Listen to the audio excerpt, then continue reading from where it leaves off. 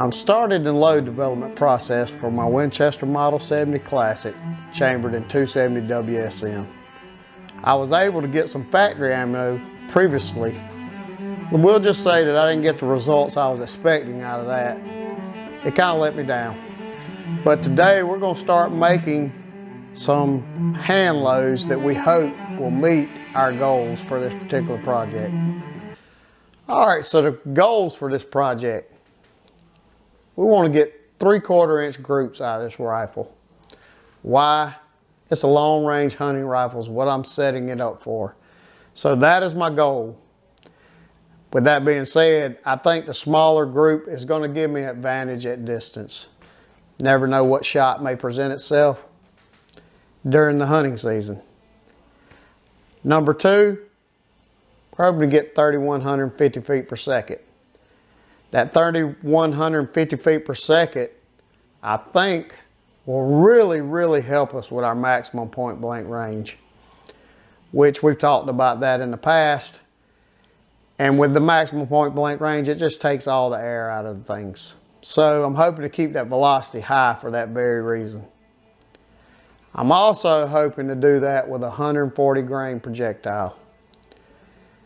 I think the 140 grain projectile is going to give me a lot of energy at distance.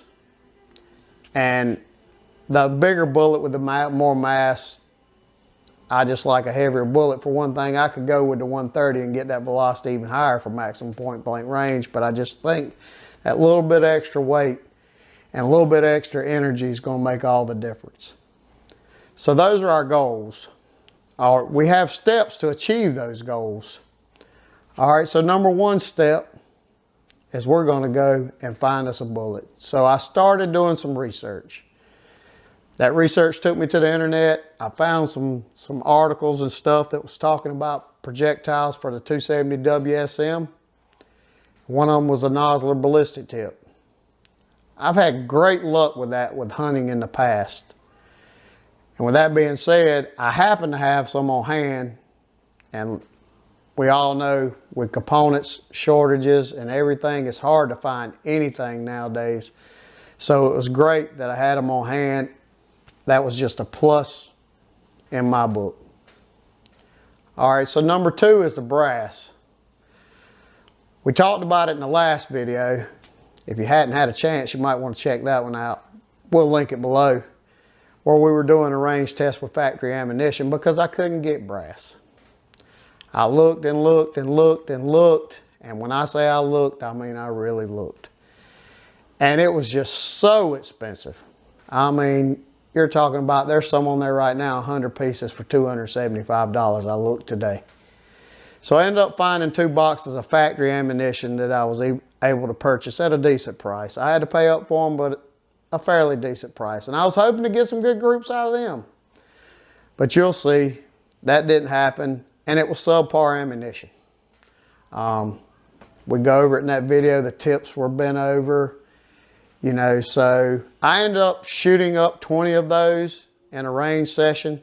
Didn't get nowhere near the results I wanted. So I ended up pulling the other 20. So now I have 40 pieces of Winchester brass, 20 fresh unfired pieces, and 20 once fired pieces. So that's what we're going to start with as far as brass. Winchester brass, and that's number two. Number three, we're going to consult the load data. We picked a Nosler bullet, so we're going to go to Nosler's load data and see what it has to say. Find us a powder suitable for this cartridge. Well, when we go to that load data, I end up scrolling down, and their number one powder for this cartridge, most accurate, was MagPro. And to my surprise, I actually had some MagPro on hand. So that's a number 2 plus in my book, because I got 2 of the components on hand, which is a great thing right now. And so we're going with that powder, being that they say it's their most accurate powder tested. They had about 12 powders there that they tested. So out of those 12, it's the most accurate. And I did a little research when I came across it.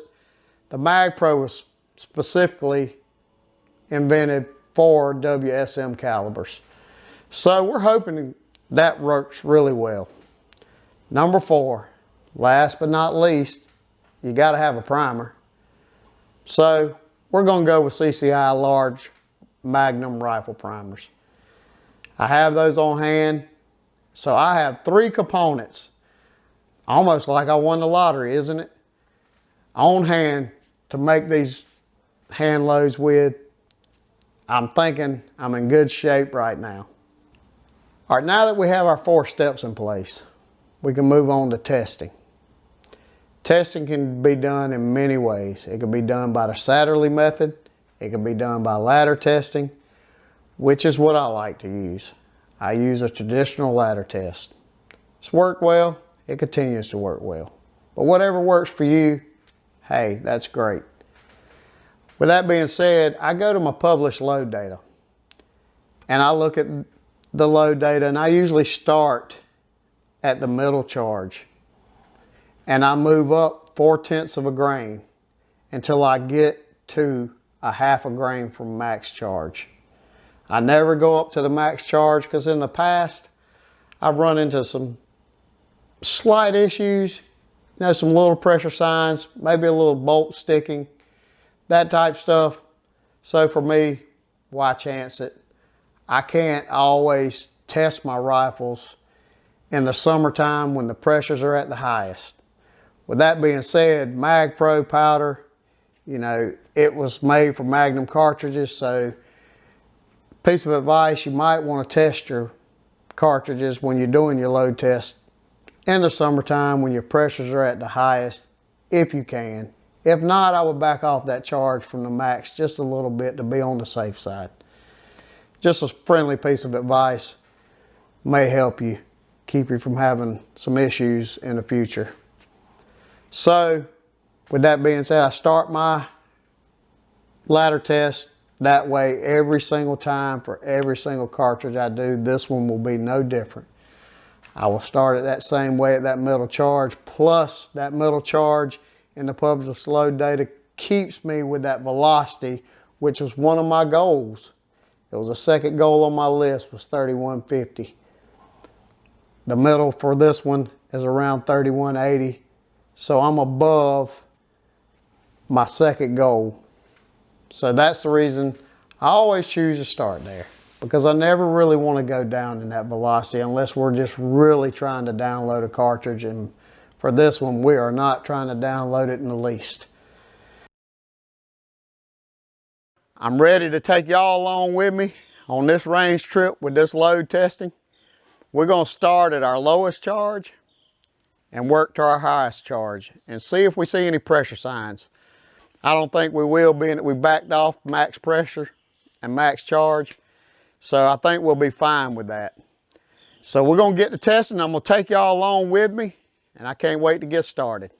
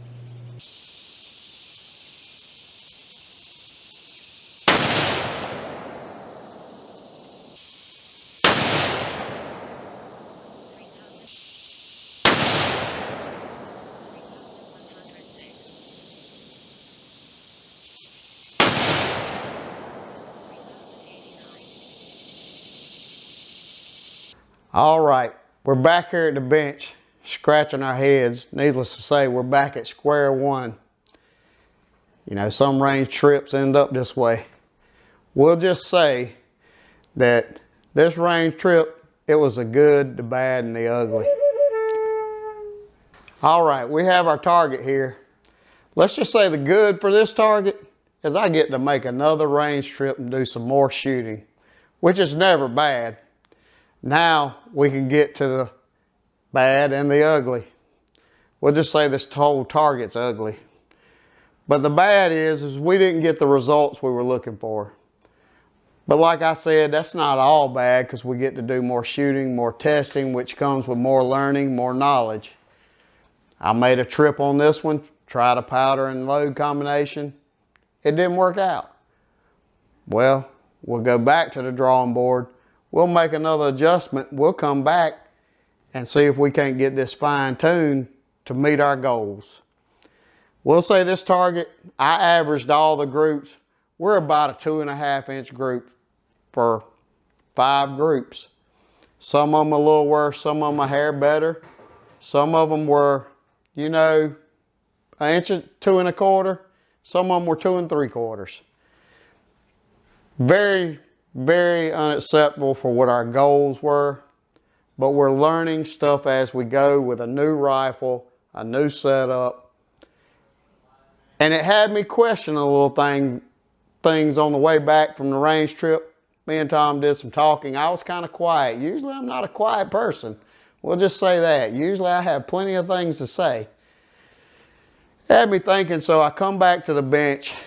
I took the rifle completely down, cleaned it, tightened everything, torqued everything, the scope mounts, the bases, the action screws, cleaned the barrel.